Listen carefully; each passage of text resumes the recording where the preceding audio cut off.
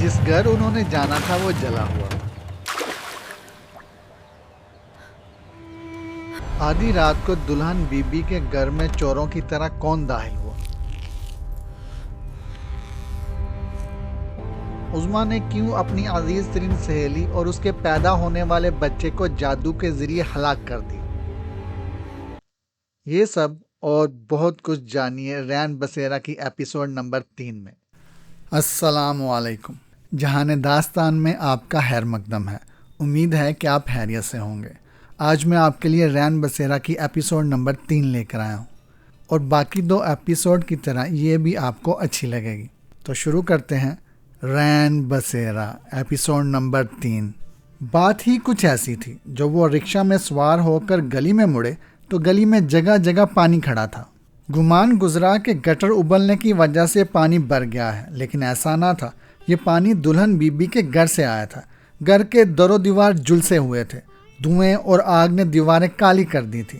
دروازے پر چند لوگ جمع تھے۔ جلے ہوئے گھر کو دیکھ کر دونوں کی سٹی گم ہو گئی۔ جو نظر آیا وہ بالکل غیر متوقع تھا۔ وہ دونوں رکشہ سے اتر آئے۔ صورتحال دیکھ کر ظفر مشتاق نے کہا، تم رکشہ میں بیٹھو، میں پتہ کر کے آتا ہوں۔ ظفر ابھی 2-4 قدم آگے بڑھا تھا کہ ایک شخص اسے دیکھ کر رک گیا۔ ظفر نے اس سے پوچھا، یہ کیا ہوا بھائی صاحب؟ آپ کون ہیں؟ اس شخص نے جواب دینے کے بجائے سوال کیا۔ ہم دلہن بی بی سے ملنے آئے تھے، ظفر نے جواب دیا۔ دلہن بی بی جل مری۔ اس کے لہجے میں ذرہ بھی تعصف نہ تھا۔ جل مری؟ کیسے؟ اب کیسے کا تو کچھ پتہ نہیں، اتنا جانتا ہوں کہ آگ رات 3 یا 4 بجے کے درمیان لگی اور اتنی تیزی سے پھیلی کہ آنن فانن سب کچھ جل گیا۔ کوئی کچھ نہیں کر سکا، فائر بریگیڈ والے بھی نہیں۔ دلہن بی بی کی لاش کوئلہ ہو گئی۔ گھر میں ایک 14-15 سال کا ملازم لڑکا تھا، اس کا کچھ پتہ نہ چلا۔ شبہ ہے کہ یہ آگ اسی نے لگائی اور گھر لوٹ کر چلتا بنا۔ باتونی شخص نے مختصر لیکن مکمل بات بتا کر ظفر سے پوچھا، آپ کہاں سے آئے ہیں؟ میں سمن آباد سے آیا ہوں، ظفر نے بتایا، اور اس کا شکریہ ادا کر کے رکشہ کی طرف بڑھا، جہاں عذرا بیٹھی اس کا بے چینی سے انتظار کر رہی تھی۔ ہاں، کیا ہوا؟ ظفر کے قریب آتے ہی عذرا نے تڑپ کر سوال کیا۔ گھر چلو، اب یہاں کچھ نہیں۔ آخر ہوا کیا؟ کچھ بتاؤ تو۔ عذرا بے تاب تھی۔ تمہاری دلہن بی بی جل مری، ظفر نے عجیب سے لہجے میں کہا، اور رکشہ میں بیٹھ کر رکشہ والے سے بولا، واپس چلو۔ اب واپسی ممکن نہیں، دلہن بی بی نے اس کی آنکھوں میں آنکھیں ڈال کر کہا، لیکن میں طے کر کے آیا ہوں کہ تمہیں اپنے ساتھ لے کر جاؤں گا۔ تم مجھے یہاں سے لے جانے والے آخر ہو کون؟ میں تو تمہیں نہیں جانتی، دلہن بی بی نے پان منہ میں رکھ کر بڑے اطمینان سے کہا، جیسے اسے چڑھا رہی ہو۔ تو نے یہ پان کھانا کب سے شروع کر دیا؟ ذرا زبان سنبھال کے، میں تمہاری بیوی نہیں۔ تو کہنا جا کر اسے۔ تو پھر کس کی بیوی ہے؟ وہ تو کہنے سے باز نہ آیا۔ دیکھ ارباز، وہ بھی تو تڑاک پر اتر آئی۔ میرے منہ نہ لگ، میں اب 44 سال کی ہو چکی۔ ماضی کی ہر بات میں نے بھلا دی ہے۔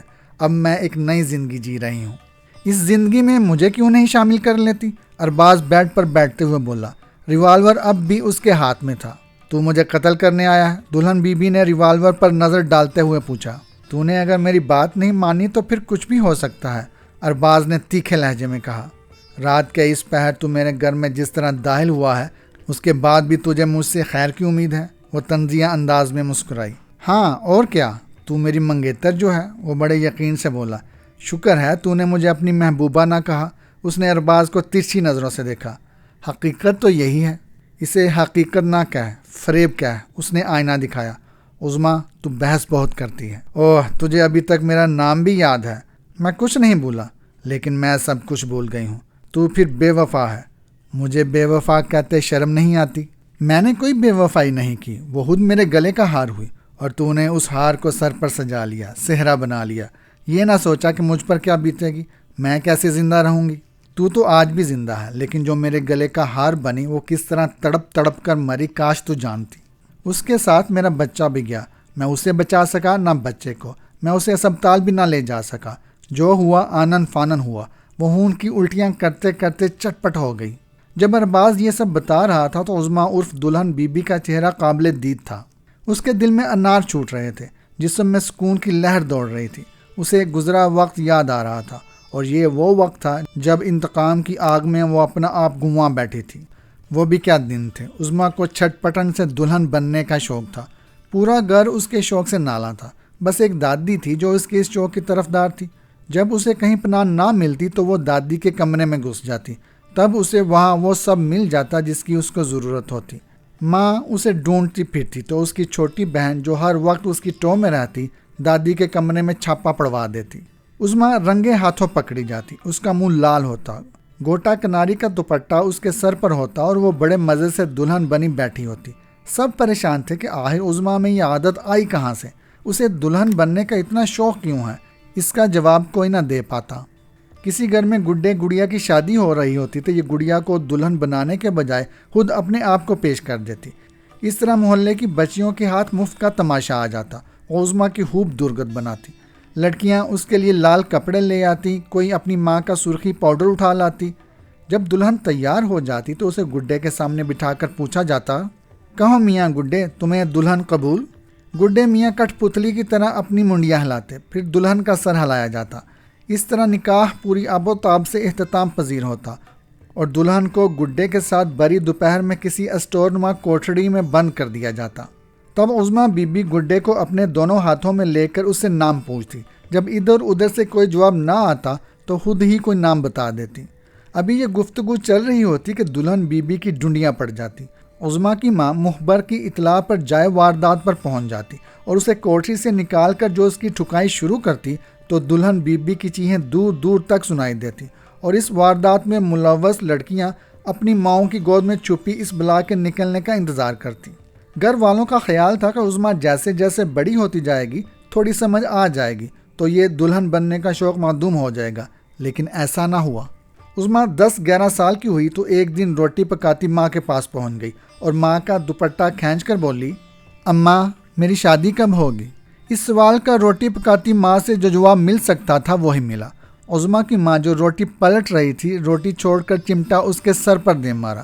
منحوس، میں کراتی ہوں تیری ابھی شادی، یہ کہہ کر چمٹے کا دوسرا وار کرنے لگی تھی کہ انہوں نے دیکھا کہ عظمیٰ ان کے قدموں میں پڑی ہے۔ چمٹے کے ایک وار نے سر تو پھوڑا ہی، اسے ہوش سے بیگانہ بھی کر دیا تھا۔ سر سے بہتے خون اور قدموں میں بے ہوش پڑی عظمیٰ کو دیکھ کر ماں کے چھکے چھوٹ گئے۔ توے پر جلتی روٹی چھوڑ کر وہ عظمیٰ کو اٹھا کر برآمدے میں آئی اور اس کے سر سے بل بل بہتے خون کو دیکھ کر خود بھی بے ہوش ہو گئیں۔ عظمیٰ نے میٹرک پاس کر لیا، ہوش اسے پھر بھی نہ آیا۔ وہ ایک پرکشش گوری چٹی لڑکی تھی، نت نئے کپڑے جن میں سرخ رنگ غالب ہوتا وہ اپنے اچھے ہاتھ سے چہرے کو میک اپ زدہ کر کے تباہ کر لیتی اور اپنی ہم جولیوں میں اتراتی پھرتی۔ گھر میں سب کو ہوئی اس کی ان اوٹ پٹانگ حرکتوں کو دیکھ کر چڑ آتی۔ چھوٹی بہن ندا اس کے بالکل الٹ تھی، وہ ایک انتہائی سلیقہ کار لڑکی تھی، اس کی عظمیٰ سے نہیں بنتی تھی۔ اس کی کیا، گھر میں کسی سے اس کی نہیں بنتی تھی، عظمیٰ کو کوئی منہ نہ لگاتا تھا۔ اس گھر میں جو اس کی ہمدرد تھی اس کی دادی، وہ کب کی چل بسی تھی۔ ان کی موت کے بعد وہ تنہا ضرور ہوئی تھی لیکن اسے کسی کی پرواہ نہ تھی۔ پرواہ اسے اس وقت ہوئی جب گھر میں ارباز داخل ہوا۔ وہ ان دنوں گریجویشن کر چکی تھی، وہ سوچ رہی تھی کہ آگے کیا کرے، MA کرے یا کوئی اور لائن پکڑے، لیکن ہوا یہ کہ وہ ارباز کو دیکھ کر چوکڑی بھول گئی۔ ارباز اس کے باپ کے دوست کا بیٹا تھا۔ دوست نے فون کر کے کہا تھا کہ ارباز کو تمہارے شہر میں نوکری مل گئی ہے، یہ چند روز تمہارے گھر رہے گا، ٹھکانہ ملتے ہی تمہارا گھر چھوڑ دے گا۔ لیکن یہ چند روز چند مہینوں پر محیط ہو گئے اور اس قیام میں در پردہ عظمیٰ کا ہاتھ تھا۔ وہ اس پر مر مٹی تھی، کسی طور نہیں چاہتی تھی کہ ارباز گھر چھوڑ کر چلا جائے۔ اسے نہیں معلوم تھا کہ آگے کیا گل کھلنے والا ہے، اگر وہ جانتی تو وہ کب کا اسے گھر سے چلتا کر دیتی۔ پڑوس کی لڑکی نمو اس کی دوست تھی، گھر میں اس کا بلا تکلف آنا جانا تھا۔ اس کی کب ارباز سے آنکھیں چار ہوئیں یہ عظمیٰ نہ جان سکی۔ چند دنوں کے بعد ارباز نے یہ گھر چھوڑ دیا۔ ہفتے میں وہ ایک بار چکر لگا لیتا، پھر اس نے آہستہ آہستہ آنا بالکل بند کر دیا۔ کچھ دنوں بعد نمو نے بھی اس کا پڑوس چھوڑ دیا۔ اس کے والد نے ایک اچھے علاقے میں گھر تعمیر کر لیا تھا، وہ وہاں شفٹ ہو گئے، کرائے کا گھر چھوڑ دیا۔ نمو نے کچھ عرصے عظمیٰ سے واسطہ رکھا، پھر اس نے آنا جانا چھوڑ دیا، ترک تعلق کر لیا۔ پھر دھماکہ اس دن ہوا جب عظمیٰ اور نمو کی ایک مشترکہ دوست راہیلہ اسے شاپنگ سینٹر میں ملی اور اس نے قیامت خیز خبر سنانے سے پہلے پوچھا، تو نمو کی شادی میں تو آئے گی نا؟ ارے اس کی شادی ہو رہی ہے، مجھے تو پتہ ہی نہیں، مجھے تو وہ کل اپنا شادی کا کارڈ دے کر گئی ہے، بڑی خوش تھی۔ رحیلہ نے پھر اسے گہری نظروں سے دیکھ کر پوچھا، جانتی ہے اس کی شادی کس سے ہو رہی ہے؟ نہیں جانتی، بتاؤ، یہ کہتے ہوئے اس کے دل کی دھڑکن تیز ہو گئی۔ ارے اسی لڑکے سے جو تیرے گھر آ کر ٹھہرا تھا، کیا نام تھا بلا اس کا؟ تو ارباز کی بات تو نہیں کر رہی؟ ہاں میں ارباز کی بات ہی کر رہی ہوں، اس سے ہو رہی ہے اس کی شادی۔ رحیلہ تیرے پاس شادی کا کارڈ ہے؟ عظمیٰ نے جانے کیا سوچ کر پوچھا۔ ہاں گھر پڑا ہے، کیوں؟ میں دیکھنا چاہتی ہوں۔ حیرت ہے، اس نے تجھے کارڈ نہیں دیا؟ میں فون کر کے اس سے پوچھتی ہوں۔ رحیلہ تجھے میری قسم ہے تو اس سے کوئی بات نہیں کرے گی۔ چل ٹھیک ہے، کل تو پھر آئے گی میرے گھر؟ ہاں ضرور آؤں گی۔ جنونی عظمیٰ رحیلہ کے ہاں پہنچ گئی۔ اس نے شادی کارڈ کو کئی بار پڑھا۔ اسے یقین نہیں آ رہا تھا کہ نمو اتنی گہری سہیلی ہونے کے بعد ایسا کرے گی۔ وہ جانتے بوجھتے کہ دونوں ایک دوسرے کو چاہتے ہیں، اس کے منگیتر کو اس سے چھین لے گی، اور ارباز جو اس کی محبت کا دم بھرتے نہ تھکتا تھا، اس کی نہ ہونے کی صورت میں ہر وقت جان دینے کی بات کرتا تھا، اب وہ اسے چھوڑ کر بڑے مزے سے اس کی دوست سے شادی رچا رہا تھا۔ کارڈ پڑھنے کے بعد جب اس کی تسلی نہ ہوئی تو وہ شادی ہال جا پہنچی۔ رحیلہ کی مدد سے اس نے نمو تک رسائی حاصل کر لی۔ شادی ہال کے ڈریسنگ روم میں جہاں اس وقت نمو اکیلی بیٹھی تھی، عظمیٰ بے دڑک کمرے میں داخل ہوئی اور دروازہ بند کر کے اسے بولٹ کر دیا۔ گھونگھٹ نکالے اور سر جھکائے بیٹھی نمو کا باری دوپٹہ کھینچ کر اس کے چہرے سے ہٹا دیا۔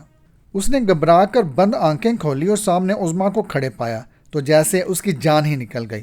وہ دل مضبوط کر کے بولی، تم عظمیٰ؟ ہاں میں۔ میری ایک بات سن لے غور سے، تو نے میرا ارباز چھینا ہے، میں تجھ سے دنیا چھین لوں گی، زندہ نہیں چھوڑوں گی تجھے۔ نمو نے کچھ کہنا چاہا لیکن وہ اس کا جواب سنے بغیر کمرے سے نکل آئی اور پھر تقریباً دوڑتی ہوئی شادی ہال سے باہر آ گئی۔ پھر اس کا وقت زیادہ تر بھاگ دوڑ میں ہی گزرا۔ بلا آخر ایک دن اس کا گوہر مقصود اس کے ہاتھ آ گیا۔ وہاں آنے والی زیادہ تر عورتیں ہی تھیں۔ جب سب عورتیں وہاں سے چلی گئیں تو وہ پیچھے سے اٹھ کر اس کے سامنے آ کر بیٹھ گئی۔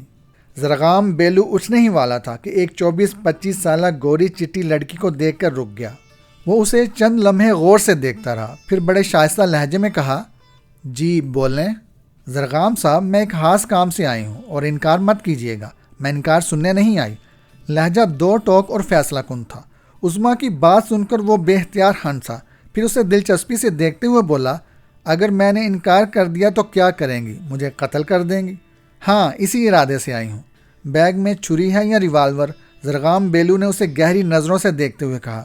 کچھ نہیں، وہ معصومیت سے بولی۔ پھر قتل کس طرح کریں گی؟ مذاق کر رہی تھی۔ وہ ہنس کر بولی، ویری گڈ، یہ مذاق مجھے پسند آیا، آپ بھی پسند آئی، بتائیں کیا چاہتی ہیں؟ میں جادو سیکھنا چاہتی ہوں۔ کیوں؟ میں انتقام لینا چاہتی ہوں، کسی کو صفائے ہستی سے مٹانا چاہتی ہوں۔ یہ کام میں کر دوں گا، تمہیں اس بکھیڑے میں پڑنے کی کیا ضرورت ہے؟ یہ ایک خطرناک عمل ہے، بعض وقت خود بندے کی جان کے لالے پڑ جاتے ہیں۔ زرغام بیلو نے اسے بہت سمجھانے کی کوشش کی لیکن جنونی اور ضدی لڑکی بالکل نہ مانی۔ جب وہ کسی طور نہ مانی تو زرغام نے پھر ایک شرط رکھی، جادو سکھا دوں گا لیکن تمہیں میری ایک بات ماننا ہوگی۔ بولیں؟ عظمیٰ نے ایک طرح سے رضامندی ظاہر کی۔ تمہیں میری ہونا ہوگا۔ زرغام بیلو نے اپنی شرط پیش کی۔ مجھے کوئی نہیں چھو سکتا، اس نے دو ٹوک لہجے میں کہا۔ مجھ سے شادی کر لو۔ زرغام بیلو نے دوسرا راستہ دکھایا۔ میں کبھی شادی نہیں کروں گی۔ یہ بات بھی اس نے فیصلہ کن انداز میں کہی۔ پھر بی دروازہ کھلا ہے، آپ جا سکتی ہیں۔ زرغام بیلو نے دروازے کی طرف اشارہ کیا۔ ٹھیک ہے، جاتی ہوں۔ یہ کہہ کر وہ بغیر کسی تعصب کے اٹھی، بیگ کندھے پر لٹکایا اور دروازے کی طرف بڑھی۔ زرغام بیلو اسے جاتے ہوئے حیرت زدہ انداز میں دیکھتا رہا۔ اس سے قبل کہ وہ کھلے دروازے سے باہر نکل جاتی، اس نے آواز دی، اے لڑکی، کیا نام ہے تمہارا؟ عظمیٰ جاتے جاتے رکی، مڑ کر اسے دیکھا اور بے تاثر لہجے میں بولی، عظمیٰ، کیا کبھی ایسا بھی ہوا ہے کہ بندہ کوئلے کی کان میں کام کرے اور اجلا بھی رہے؟ عظمیٰ نے کوئی جواب نہیں دیا، وہ اس کے اگلے جملے کی منتظر تھی۔ آؤ واپس آ جاؤ، میں تمہیں سکھاؤں گا جادو۔ وہ جیسے ہار مانتے ہوئے بولا، میں نے اپنی زندگی میں تم جیسی ضدی لڑکی نہیں دیکھی۔ دیکھو مجھے دھوکہ مت دینا۔ اس کے لہجے میں سانپ کی سی پھنکار تھی۔ نہیں دوں گا، میرا وعدہ۔ اپنی فیس بتائیں، عظمیٰ نے سوال کیا۔ میں نے آج تک کسی کو جادو نہیں سکھایا، پہلی بار حامی بری ہے، کم از کم 1 لاکھ لوں گا۔ دوں گی، عظمیٰ نے یقین سے کہا، میرا وعدہ۔ اور پھر دونوں نے اپنا وعدہ نبھایا۔ زرغام بیلو نے اسے وہ سب سکھا دیا جو وہ چاہتی تھی۔ پھر اس نے پیشکش کی کہ وہ اس کے ساتھ کام کرے، جو رقم حاصل ہوگی آدھی آدھی بانٹ لیں گے۔ عظمیٰ راضی ہو گئی۔ اس کا قرض جو اتارنا تھا، چند برسوں میں ہی اس نے اس کا قرض اتار دیا۔ زرغام بیلو اس پر فریفتہ تھا، اس سے شادی کرنا چاہتا تھا لیکن وہ ٹس سے مس نہ ہوئی، اور جیسے ہی اس کا قرض ادا ہوا وہ ایک دن بھی وہاں نہ رکی۔ زرغام بیلو سے اس نے بہت کچھ سیکھ لیا تھا، اب وہ بآسانی اپنا آستانہ بنا سکتی تھی۔ گھر والوں سے اس کا کب کا رابطہ ٹوٹ چکا تھا۔ جنونی عظمیٰ نے جو راستہ اختیار کر لیا تھا وہ گھر والوں کو کسی طور قبول نہ تھا۔ وہ چاہتی تو زرغام بیلو اس کا کام کر سکتا تھا، لیکن اس نے صاف انکار کر دیا تھا۔ وہ اپنے ہاتھوں نمو کو ٹھکانے لگانا چاہتی تھی، اور وہ اپنے جنون میں ایسا کر گزری تھی۔ اس نے 6 ماہ بعد ہی نمو کو ملک عدم پہنچا دیا تھا۔ وہ خون کی الٹیاں کرتی چٹپٹ ہو گئی تھی، اور یہ بات ارباز نہیں جانتا تھا۔ چھوڑا اس نے ارباز کو بھی نہ تھا، وہ اسے مارنا نہیں چاہتی تھی، لیکن اسے برباد دیکھنا چاہتی تھی۔ اس نے اس کے لیے کچھ ایسا عمل کیا تھا کہ آوارہ گردی اس کا مقدر بن گئی تھی۔ اس نے لوگوں کو لوٹنا اور گھروں میں ڈاکے ڈالنا شروع کر دیا تھا۔ اس بار اس کے ساتھیوں نے اس کے گھر کو تاکا تھا۔ ان کی معلومات کے مطابق اس گھر میں ایک عورت جو دلہن بی بی کے نام سے جانی جاتی ہے، ایک ملازم لڑکے کے ساتھ رہائش پذیر تھی۔ وہ کالے علم کی ماہر تھی، خواتین کے مسائل حل کرتی تھی اور ہزاروں کماتی تھی۔ اس گھر سے انہیں لاکھوں کا مال ملنے کی امید تھی۔ سب سے پہلے ارباز اس گھر میں کودا تھا۔ اس نے 14-15 سال کے اس غلام لڑکے کو جو ایک چھوٹے سے کمرے میں سویا ہوا تھا، اس کا دروازہ باہر سے بند کر دیا تھا۔ پھر وہ دلہن بی بی کے کمرے میں داخل ہوا تاکہ اسے اٹھا کر باہر کا گیٹ کھلوایا جس پر ایک مضبوط تالا پڑا تھا۔ تالا کھلنے کے بعد وہ باہر منتظر کھڑے 2 ساتھیوں کو اندر آنے کا اشارہ کرتا، لیکن دلہن بی بی کی شکل دیکھتے ہی وہ حیرت زدہ رہ گیا۔ وہ سوچ بھی نہیں سکتا تھا کہ اس طرح اچانک اس کی ملاقات عظمیٰ سے ہو جائے گی، جو اس کی پہلی محبت تھی، منگیتر تھی، لیکن اس نے نمو کی چمک میں آ کر راستہ بدل لیا تھا۔ اسے دیکھتے ہی ماضی کے دروازے کھلتے چلے جا رہے تھے۔ نمو کی موت کے بعد سے اس نے ایک انتہائی کٹھن زندگی گزاری تھی۔ وہ سسک کر جیا تھا، وہ تھک گیا تھا۔ وہ اب ایک پرسکون ازدواجی زندگی بسر کرنے کا آرزومند تھا۔ اسے اس کی محبوبہ مل گئی تھی۔ اسے دیکھتے ہی اس نے اس کے ساتھ زندگی گزارنے کا عزم کر لیا تھا۔ اس سے پہلے کہ وہ نقاب اتار کر اپنی شناخت کراتا، وہ الٹے پاؤں اس کے کمرے سے نکلا اور گیٹ پھلانگ کر دوسری طرف کودا اور سرگوشی میں بولا، بھاگو۔ گلی کے موڑ پر آ کر اس نے بتایا، اوے یار بچ گئے، اندر کئی پولیس والے سوئے ہوئے ہیں، میں تو ان کو دیکھتے ہی نکل آیا۔ اچھا کیا، دونوں نے بیک وقت کہا اور ایک رکشہ میں بیٹھ کر اپنے علاقے کی طرف بڑھے۔ تھوڑا آگے جا کر ارباز رکشہ سے اتر گیا اور وہ دونوں آگے چلے گئے۔ ارباز واپس چل پڑا، اگرچہ وہ پیدل آدھے گھنٹے میں عظمیٰ کے گھر پہنچ جاتا، لیکن وہ چاہتا تھا کہ جلد از جلد اس کے گھر پہنچ جائے۔ رکشہ ملنے کی صورت میں ہی ایسا ممکن تھا۔ اس نے رکشہ کے انتظار میں کھڑے ہونے کے بجائے چلنا بہتر سمجھا۔ جب رکشہ ملنے کی آس نہ رہی تو اس نے دوڑنا شروع کر دیا۔ رات گئے خالی سڑک پر دوڑنا کسی خطرے سے کم نہ تھا، جبکہ اس کے پاس ریوالور بھی موجود تھا۔ بہرحال کبھی دوڑتا کبھی تیز چلتا وہ عظمیٰ کے گیٹ پر آ پہنچا۔ چند منٹ کھڑے ہو کر اس نے سانس بحال کی اور قد آدم دیوار پر چڑھ کر اندر چھلانگ لگا دی۔ عظمیٰ کے کمرے کی لائٹ جل رہی تھی۔ وہ نقاب اتار چکا تھا۔ جب وہ کمرے میں داخل ہوا تو وہ بیڈ پر بیٹھی سوچوں میں گم تھی۔ اس نے ٹیبل لیمپ بجھا دیا تھا، ٹیوب لائٹ روشن تھی۔ کمرے میں کسی مرد کو داخل ہوتے دیکھ کر وہ یکدم پریشان ہو گئی، اور جب اس کی نظریں اس کے چہرے پر ٹھہری تو وہ حیرت میں آ گئی۔ اسے لگا جیسے وہ کوئی خواب دیکھ رہی ہے، لیکن یہ کوئی خواب نہ تھا۔ وہ بیڈ پر بیٹھی تھی، اپنے ہوش و حواس میں تھی۔ وہ واش روم سے واپس آئی تھی اور بیڈ پر بیٹھ کر پان کھانے کا سوچ رہی تھی کہ وہ دروازے پر نمودار ہو گیا اور اس نے کمرے کے دروازے پر رک کر بڑی عجیب بات کہی۔ اس نے کہا تھا، عظمیٰ میں تمہیں لینے آیا ہوں، اور اس عجیب بات کے جواب میں عظمیٰ اس کی آنکھوں میں آنکھیں ڈال کر بولی، اب واپسی ممکن نہیں۔ گفتگو کے دوران جب ارباز نے نمو کی اچانک موت کا حال سنایا کہ وہ کس طرح خون کی الٹیاں کرتے کرتے آنن فانن چٹپٹ ہو گئی، اور ساتھ یہ بتایا کہ وہ اس کے بچے کی ماں بننے والی تھی، تو یہ سنتے ہوئے عظمیٰ کے دل میں انار چھوٹنے لگے تھے۔ اس کے جسم میں سکون کی لہر دوڑ گئی تھی۔ ارباز، تیری زبانی نمو کا حال سن کر بس یوں سمجھ کے میں شاد ہو گئی، عظمیٰ خوش ہو کر بولی۔ اتنی صفاق ہے تو؟ ارباز نے اس کی آنکھوں میں دیکھا جیسے یقین نہ آ رہا ہو۔ ہاں، اتنی صفاق کہ تو تصور بھی نہیں کر سکتا۔ وہ بے ساختہ ہنسی۔ تو ابھی میرے بارے میں کچھ نہیں جانتا۔ میں وہ عظمیٰ نہیں جسے تو تڑپتا ہوا چھوڑ کر شادی رچا بیٹھا تھا، اور وہ نمو جو ہر لمحہ میری دوستی کا درم برتی تھی، کس طرح میری آنکھوں میں دھول جھونک کر تجھے لے اڑی تھی۔ دیکھ لے پھر نتیجہ کیا نکلا۔ میں نے اسے اپنے کالے علم سے مار ڈالا۔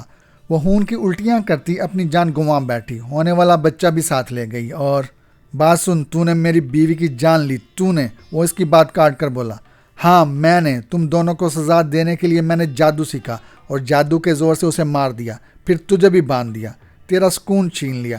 مجھے نہیں معلوم کہ تو اتنے برسوں تک کہاں رہا، لیکن اتنا مجھے یقین ہے کہ جہاں رہا برباد رہا، مارا پھرا، سکون کو ترسا۔ کیا میں جھوٹ کہہ رہی ہوں؟ اس نے تصدیق نہیں، اپنے دعوے کی سچائی جاننا چاہی۔ نہیں، تو سچ کہہ رہی ہے۔ شاطر ارباز نے پینترا بدلا۔ دلہن بی بی کے روپ میں عظمیٰ کو دیکھ کر اس نے فیصلہ کر لیا تھا کہ وہ اب اپنی بقیہ زندگی عظمیٰ کے ساتھ بتائے گا، لیکن اس کی زبان سے نیمو کے قتل اور اپنی بربادی کا اقرار سن کر وہ طیش میں آ گیا۔ اپنے اندر بھڑکتی آگ کو اس نے ٹھنڈا کرنے کا فیصلہ کر لیا۔ اب انتقام لیے بغیر وہ کسی صورت چین سے بیٹھنے کے لیے تیار نہ تھا، لیکن اس نے جو سوچ لیا تھا اس پر عمل کرنے کے لیے غصے کے بجائے ٹھنڈے دماغ سے کام لینا تھا۔ تبھی اس نے پسپائی اختیار کی۔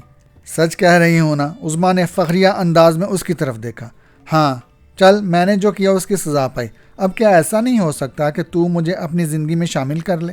آخر ہم دونوں ایک دوسرے کی چاہت رہے ہیں نا؟ میں نے تو آج بھی تجھے نہیں بلایا۔ لہجہ خوشامدانہ تھا۔ لیکن میں نے تجھے بلا دیا ہے، اور یہ میں بتا چکی ہوں۔ میں اپنے فیصلے بار بار نہیں بدلا کرتی۔ پہلے تو نے مجھے ٹھکرایا تھا، اب میں تجھے ٹھکراتی ہوں۔ سن، میری بات سن، بیچ میں نہ بول۔ تو میرے گھر کی دیوار پھلانگ کر اندر آیا ہے۔ میں اتنی رعایت کرتی ہوں کہ تجھے دروازے سے باہر نکال دوں۔ آئندہ ادھر کا رخ نہ کرنا۔ اب یہ دروازہ ہمیشہ کے لیے تجھ پر بند ہے۔ چل اٹھ۔ عظمیٰ نے اس کو بات کرنے کا موقع دیے بغیر سائڈ ٹیبل کی دراز سے چابیاں نکالی اور مین گیٹ کی طرف بڑھی۔ ارباز اس کے پیچھے تھا۔ جی میں تو آیا کہ ریوالور کی گولیاں اس کے جسم میں اتار دے، لیکن اس نے جو منصوبہ ذہن میں ترتیب دے لیا تھا اس پر عمل پیرا ہونا چاہتا تھا۔ عظمیٰ نے گیٹ پر لگا تالا کھولا، پھر کنڈا کھسکا کر گیٹ کا ایک پٹ وا کیا اور ایک طرف ہٹ گئی۔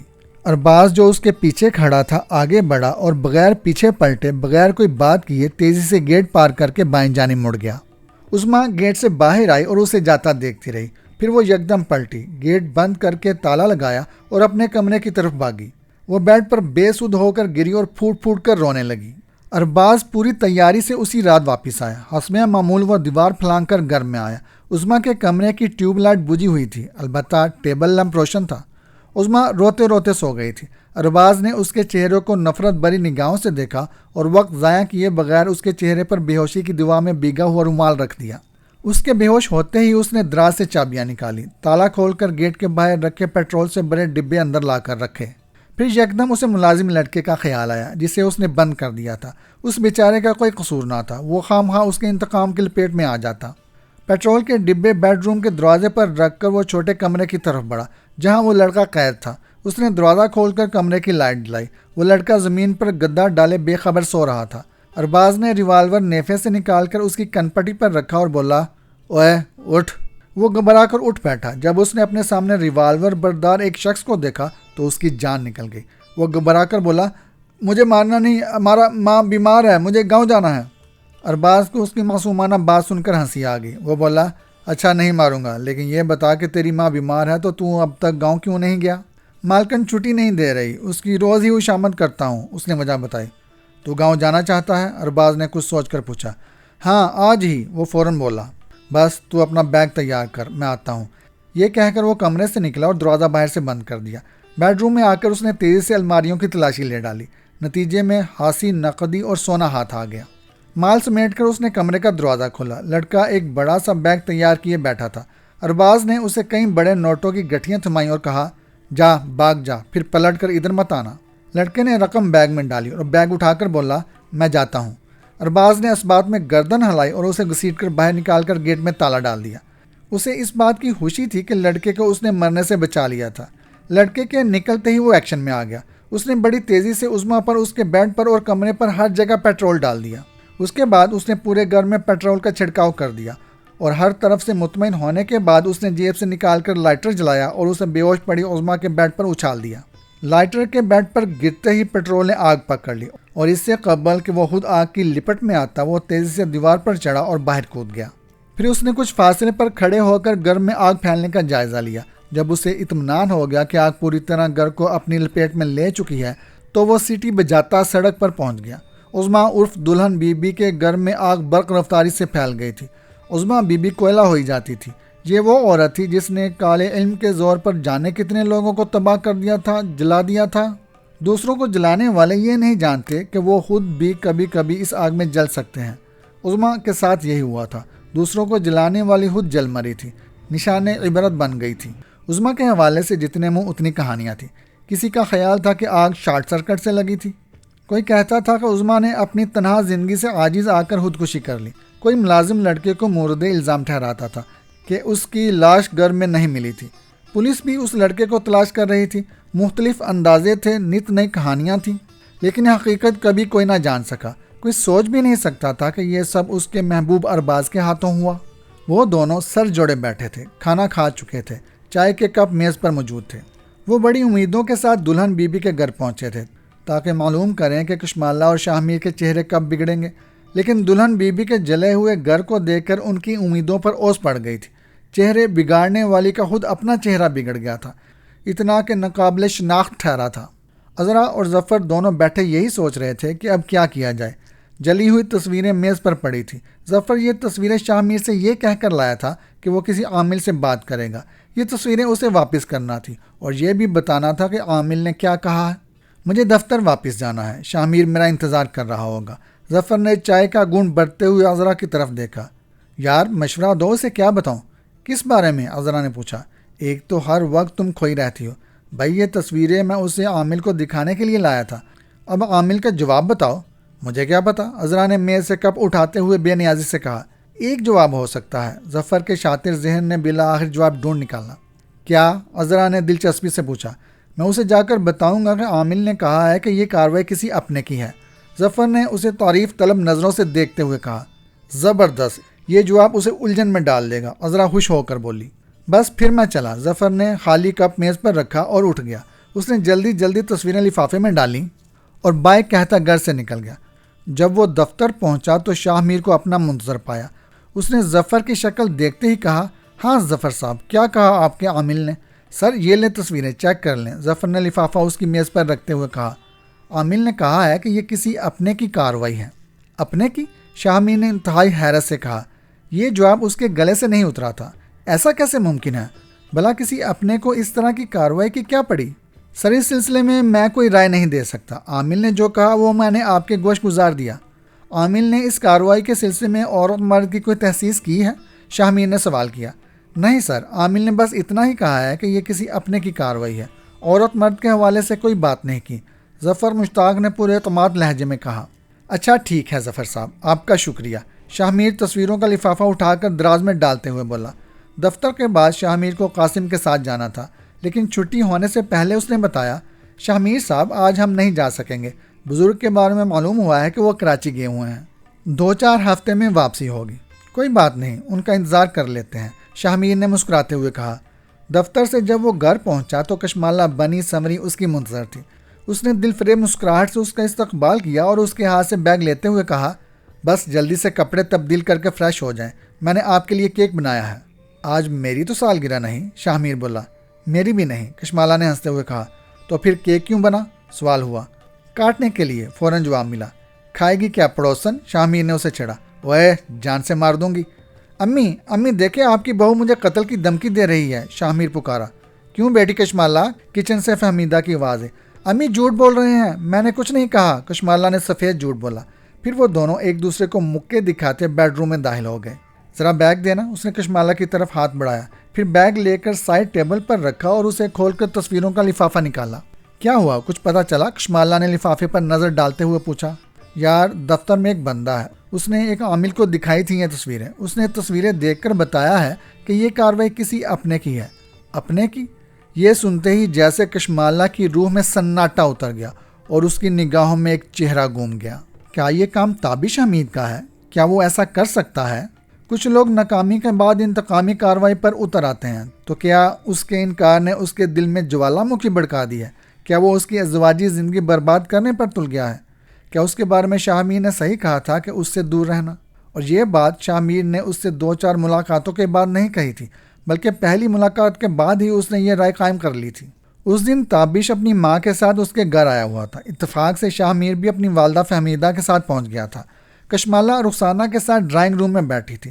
تابش حمید اور اس کی امی فرزانہ بھی موجود تھی۔ بات کرتے کرتے رخسانہ فرزانہ کو اٹھا کر اپنے بیڈ روم میں لے گئیں۔ وہ اپنی چھوٹی بہن فرزانہ کو نئے سوٹ دکھانا چاہتی تھی۔ کشمالہ بھی ساتھ اٹھنے لگی تو رخسانہ نے اسے بیٹھنے کا اشارہ کیا اور بولی، تابش یہاں کیا اکیلا بیٹھے گا؟ تب وہ نہ چاہتے ہوئے بھی ڈرائنگ روم میں رک گئی تھی۔ اسی اثناء میں شاہ میر فہمیدہ کے ساتھ آ گیا۔ رخسانہ فہمیدہ کو بھی اپنے ساتھ لے گئی اور شاہ میر سے کہا کہ وہ ڈرائنگ روم میں بیٹھے تابش آیا ہوا ہے، اسے مل لے۔ تابش حمید سے یہ اس کی پہلی ملاقات تھی۔ شاہ میر بمشکل 5 منٹ ڈرائنگ روم میں بیٹھا۔ اس نے تابش سے چند رسمی باتیں کی اور ڈرائنگ روم سے باہر آ گیا۔ وہ اپنی ماں کو چھوڑنے آیا تھا۔ رات کو سب چچا کے ہاں کھانے پر مدعو تھے۔ فہمیدہ پہلے آ گئی تھی۔ کشمالہ شاہ میر کے پیچھے ہی ڈرائنگ روم سے نکل آئی۔ وہ بولی، جا رہے ہیں؟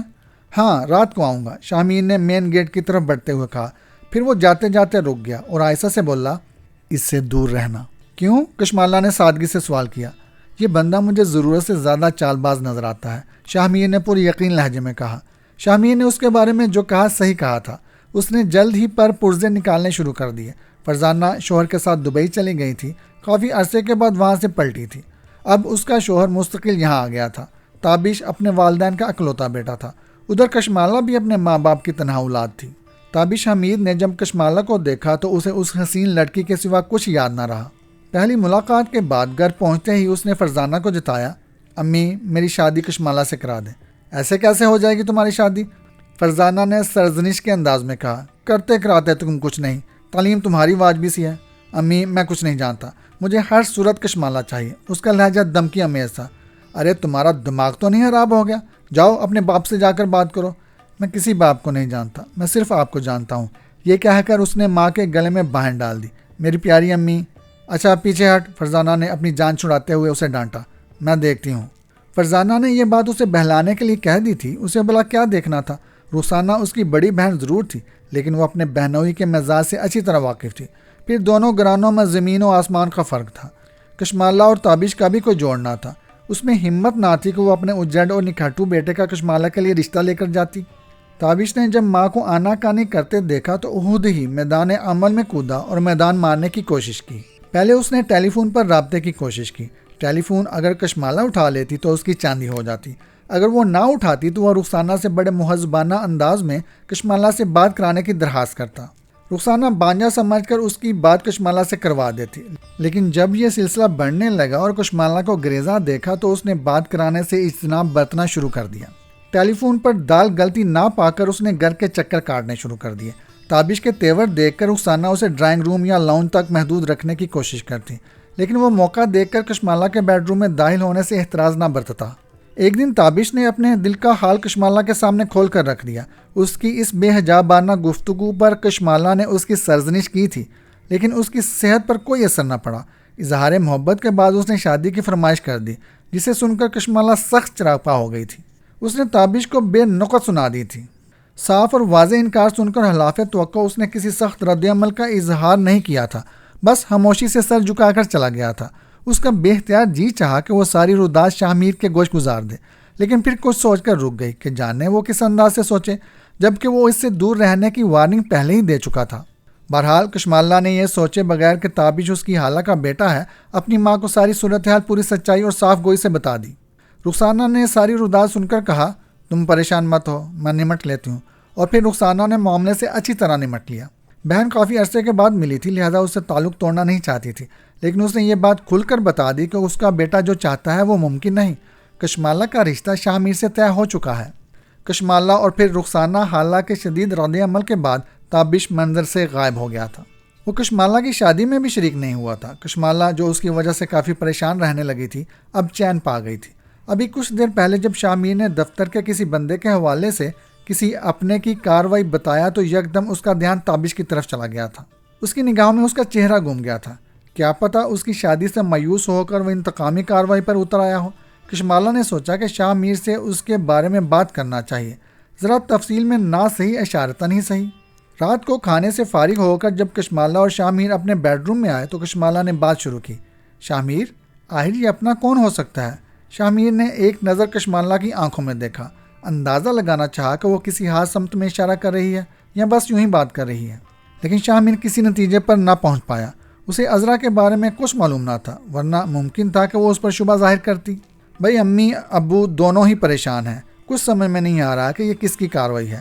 شاہ میر نے بیڈ سے ٹیک لگاتے ہوئے کہا، تمہاری نظر میں کوئی ہو تو بتاؤ۔ یہ کوئی ایسا شخص ہو سکتا ہے جس کو ہماری شادی سے ٹھیس پہنچی ہو۔ کشمالہ نے راستہ دکھایا۔ سب نے ہنسی خوشی شادی میں شرکت کی، کسی طرح کا کوئی اختلاف سامنے نہیں آیا۔ یہ کہتے ہوئے یکدم عذرا کا چہرہ اس کی نظروں میں گھوما۔ وہ بڑے دھڑلے سے جھوٹ بول رہا تھا۔ اس کی شادی کی وجہ سے عذرا سخت ناراض تھی۔ وہ شادی میں ضرور آئی تھی، لیکن وہ بس اسے اپنی جھلک دکھانے آئی تھی۔ وہ دلہن بنی ہوئی تھی اور شامیر دلہا کے روپ میں تھا۔ عذرا نے اسے بھرپور نظروں سے دیکھا تھا، جیسے اس کا وجود اپنے اندر اتار لینا چاہتی تھی۔ پھر اس نے ترچھی نظروں سے دیکھتے ہوئے تیکھے لہجے میں کہا تھا، مجھ سے کسی مبارکباد کی توقع مت رکھنا، بہت ظلم کیا ہے تم نے مجھ پر، ظالم شخص۔ وہ ناراض ضرور تھی، لیکن اس طرح کی وحشیانہ کارروائی اس کے ہاتھوں سرزد ہو سکتی تھی، ایسا وہ سوچ بھی نہیں سکتا تھا۔ لیکن اگر یہ سب کشمالہ کے علم میں ہوتا تو وہ اس پر انگلی ضرور اٹھا سکتی تھی۔ اس نے اطمینان کا گہرا سانس لیا، پھر بولا، اگر تمہاری نظروں میں کوئی آیا ہو تو بتاؤ۔ ایک شخص ہے تو، لیکن اس کے بارے میں یقین سے کچھ نہیں کہا جا سکتا۔ کشمالہ نے بات شروع کی، شبہ کیا جا سکتا ہے۔ تو پھر شبہ کرو، پولیس بن جاؤ، وہ سارے کیس شبہ سے ہی شروع کرتی ہے۔ شامیر نے ماحول کی غمگیرتا کو کم کرنے کی کوشش کی۔ تابش کو جانتے ہو؟ کشمالہ ڈرتے ڈرتے بولی۔ ہاں جانتا ہوں تمہارا حالازاد بھائی، شامیر نے کہا۔ اسی کی بات کر رہی ہوں، کشمالہ نے گہرا سانس لیا، پھر بولی، کیا تم یہ بھی جانتے ہو کہ اس نے میرا رشتہ مانگا تھا؟ نہیں، یہ میں نہیں جانتا، لیکن خاندان میں جہاں لڑکیاں ہوتی ہیں رشتے آیا ہی کرتے ہیں، شامیر نے سرسری سے انداز میں کہا۔ وہ میرے لیے بس ضد تھا، میں نے امی سے کہہ کر بڑی مشکل سے اس سے جان چھڑائی۔ کشمالہ نے تھوڑا سا راز کھولا۔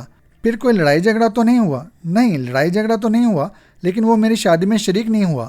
البتہ خالہ خالو ضرور آئے تھے، کشمالہ بولی۔ شادی میں شریک نہیں ہوا، اس کا مطلب ہے کہ اس کے دل سے خلش دور نہیں ہوئی، شامیر نے کچھ سوچتے ہوئے کہا۔ ناراضی دور نہیں ہوئی؟ نہیں، ہو سکتا ہے یہ کام اس نے کیا ہو، کشمالہ نے رائے دی، جادو ٹونا کروایا ہو۔ تب اچانک جانے کیسے شامیر کے منہ سے بے اختیار نکلا، یہ کام عذرا بھی کر سکتی ہے۔ کون عذرا؟ کشمالہ نے اس کی آنکھوں میں جھانکا۔ کبھی تم نے ذکر نہیں کیا؟ ہاں، ذکر اس لیے نہیں کیا کہ کبھی اسے اہم نہیں جانا، شامیر نے بے نیازی سے کہا۔ اب جب کہ تم نے بیوی ہو کر صاف گوئی سے اپنے دل میں چھپی بات کہی ہے تو میرا بھی فرض بنتا ہے کہ میں تمہیں عذرا کے بارے میں بتاؤں۔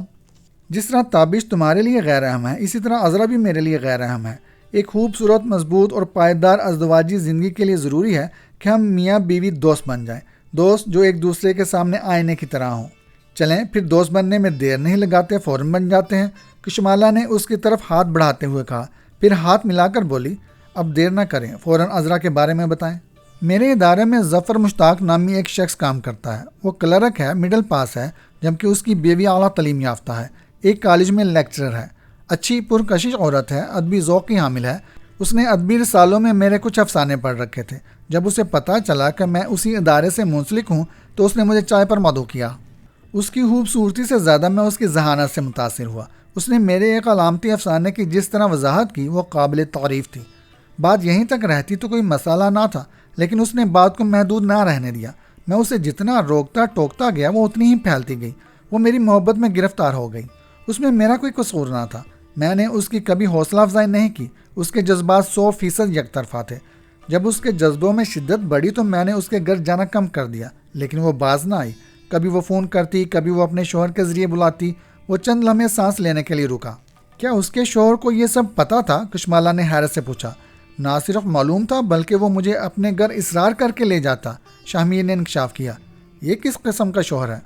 عذرا اپنے شوہر کو ڈرامے باز اور آوارہ کہتی ہے، جبکہ ظفر مشتاق اسے دل پھینک کہتا ہے۔ وہ اس کے بارے میں کہانیاں تراشتا ہے اور عذرا اس کے بارے میں کچھ اور قصے سناتی ہے۔ اب حقیقت کیا ہے یہ اوپر والا ہی بہتر جانتا ہے۔ اچھا پھر آگے؟ بس آگے کیا، ہماری شادی سر پر آ گئی۔ میں نے اس کے گھر جانا بالکل بند کر دیا، اور جب ایک دن اچانک میں نے اس کے سامنے شادی کارڈ رکھا تو وہ سخت غصے میں آ گئی۔ وہ شادی میں ضرور شریک ہوئی، لیکن چند لمحوں کے لیے بڑی سج دج کر آئی اور مبارکباد دیے بنا ہی لوٹ گئی۔ پھر اس سے ملاقات نہیں ہوئی۔ البتہ ظفر مشتاق نے اپنے تعلقات ویسے ہی رکھے۔ ایک دن اس نے شادی کی البم منگوائی یا وہ خود ہی اسے دکھانے لے گیا، پتہ نہیں۔ پھر جب اسے تصویروں کے خراب ہونے کا معلوم ہوا تو وہ اپنے کسی جاننے والے عامل کے پاس لے گیا۔ یہ بات کہ کسی اپنے کی کارروائی ہے اسی عامل نے بتائی ہے۔ شاہمیر نے طویل رام کہانی مختصراً کہہ سنائی۔ اوہ اچھا، کشمالہ کو یہ سن کر بڑی حیرت ہوئی۔ کیا آپ کو یقین ہے کہ کسی عامل نے واقعی ایسا کہا ہوگا؟ یقین نہ کرنے کی بظاہر کوئی وجہ نہیں، شاہمیر بولا۔ مجھے یہ آدمی مشکوک لگتا ہے، مجھے تو اس پر شبہ ہے کہ وہ کسی عامل کے پاس گیا بھی ہے یا نہیں، کشمالہ نے کہا۔ کیوں آخر؟ یہ جورو کا غلام کچھ بھی کر سکتا ہے، اس سے دور رہیں۔ بظاہر یہ بلا بنا ہوا ہے، لیکن ایسا لگتا ہے جیسے دونوں میاں بیوی انتقام پر اترے ہوں، اور یہ تصویروں کا خراب ہونا بھی اسی کا شاخسانہ ہو۔ بعض اوقات دشمن دوست بن کر بھی وار کرتا ہے، کشمالہ نے کہا۔ واہ جی، کیا بات ہے آپ کی، آج تو بڑے پتے کی باتیں کر رہی ہیں۔ شاہ میر نے اس کے بازو پر چٹکی برتے ہوئے کہا، مائندہ محتاط رہوں گا۔ پھر جب دوسرے دن ظفر مشتاق بغیر کسی کام کے میں سلام دعا کرنے آیا اور کھڑے کھڑے تصویروں کے حوالے سے ٹوہ لینے لگا تو اسے کشمالہ کی بات ٹھیک لگی۔ اس نے اس معاملے کو ختم کرنے کے لیے کہا، ظفر صاحب، زندگی میں بہت کچھ ہوتا رہتا ہے، اب آدمی کس کس کی پرواہ کرے؟ ارے نہیں سر، اس معاملے کو ایزی نہ لیں، کوئی اور مسئلہ کھڑا ہو تو مجھے فوراً بتائیں، میں آپ کے لیے فکر مند ہو گیا ہوں۔ ظفر مشتاق چہرے پر افسردگی طاری کرتے ہوئے بولا، آپ کا بہت شکریہ، میں آپ کو ضرور بتاؤں گا، شاہ میر نے مسئلے سے کام لیتے ہوئے کہا، اور پھر وہ اپنے کام میں مصروف ہو گیا۔ ظفر مشتاق چند لمحے کھڑا رہا۔ جب شاہ میر نے مزید کوئی بات نہ کی تو وہ مرے قدموں سے کمرے سے باہر نکل آیا۔ وہ بڑا پر امید ہو کر یہاں آیا تھا، اسے یقین تھا کہ اس کا چھوڑا ہوا شوشہ ضرور رنگ لا چکا ہوگا، کوئی اپنا ضرور گرفت میں آ چکا ہوگا، لیکن یہاں کا تو رنگ ہی بدلا ہوا تھا۔ شاہ میر اس مسئلے پر بات کرنے کو تیار ہی نہ تھا۔ شاہ میر کے سرد رویے نے اس کے اندر کی آگ مزید بھڑکا دی۔ دلہن بی بی کی اچانک موت نے اسے سخت مایوس کر دیا تھا۔ اسے پیسے ڈوبنے سے زیادہ کام ادھورا رہ جانے کا دکھ تھا۔ دلہن بی بی کی وجہ سے اچھی پیش رفت ہوئی تھی۔ جلی ہوئی تصویروں نے شاہ میر کو بوکھلا کر رکھ دیا تھا۔ مزید کارروائی ہوتی تو یہ آگ جانے کہاں تک پہنچتی، لیکن منحوس دلہن بی بی ہی جل مری۔ اب پھر نئے سرے سے کنواں کھودنا تھا۔ یہ کہانی ابھی جاری ہے۔ یہ کہانی آپ کو کیسی لگی کمنٹ میں ضرور بتائیے گا، اور کہانی پسند آئے تو لائک ضرور کیجیے گا۔ ہمارے چینل کو سبسکرائب کر دیں اور بیل آئیکن کے بٹن پہ کلک کر دیں۔ شکریہ۔